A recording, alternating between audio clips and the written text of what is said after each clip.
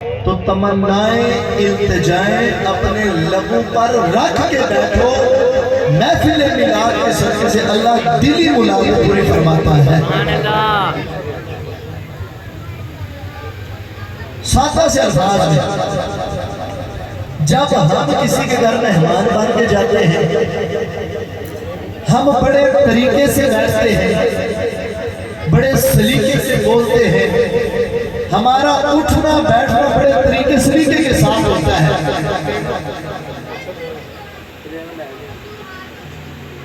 जब हम किसी के घर जाते हैं,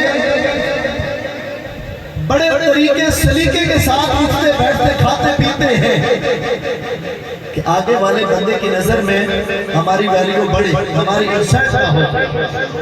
तो यहाँ पर बस इतना सोच ले कि यहाँ आप किसकी महफिल में आए हैं, उस अहमुल हाकिमीन की बारगाह में कि जो सीने के राज भी जानता है, और उस महबूब की महफिल में आप आए हैं जो अल्हम्दुलिल्लाह हमें देख भी रहे हैं, हमें सुन भी रहे हैं।